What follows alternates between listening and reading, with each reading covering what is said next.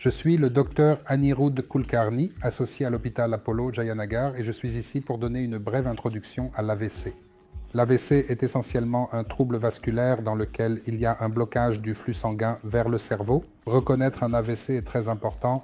Ce que je voudrais souligner, c'est un court moyen mnémotechnique par lequel vous pouvez vous souvenir des symptômes les plus importants de l'AVC, c'est BIFAST. B est essentiellement pour l'équilibre s'il y a une perte d'équilibre.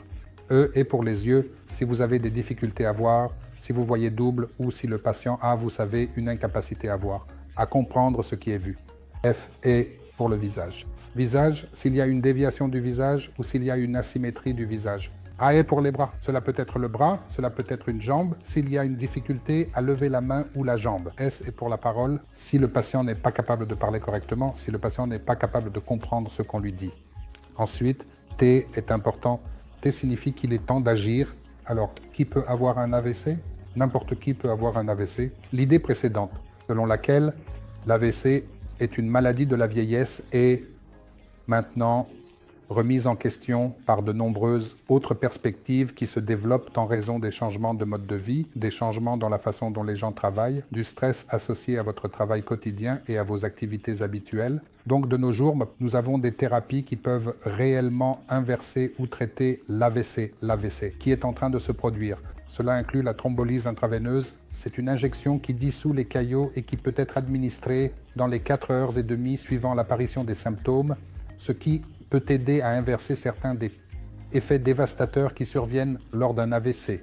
Pour les personnes qui ont de gros caillots ou une obstruction dans l'un des principaux vaisseaux sanguins, cela peut parfois être traité par thrombectomie mécanique. La thrombectomie mécanique consiste à entrer mécaniquement dans le vaisseau sanguin et à retirer le caillot du système. Y a-t-il un moyen de prévenir l'AVC? Oui, il y en a un. Si vous contrôlez correctement les facteurs de risque et apportez des changements de mode de vie, près de 70 à 80% des AVC peuvent être évités.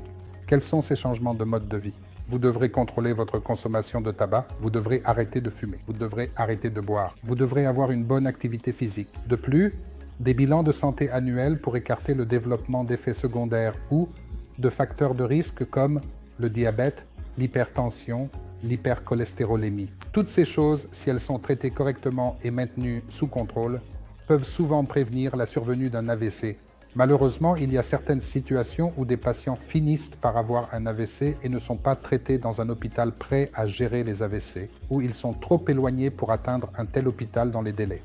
Donc même pour ces patients, il y a encore de l'espoir, car avec les récents progrès de la physiothérapie, de l'orthophonie et de l'ergothérapie, beaucoup de ces patients peuvent retrouver une certaine activité fonctionnelle. Mais pour que tout cela se produise, tout le monde doit être conscient de l'AVC qui est en train de se produire. Donc pour être conscient, vous devrez vous souvenir du moyen mnémotechnique BIFAST. Donc BIFAST est très important. Vous devez agir rapidement. Vous devez amener le patient à l'hôpital et s'il est traité correctement, beaucoup de patients se rétablissent complètement de l'AVC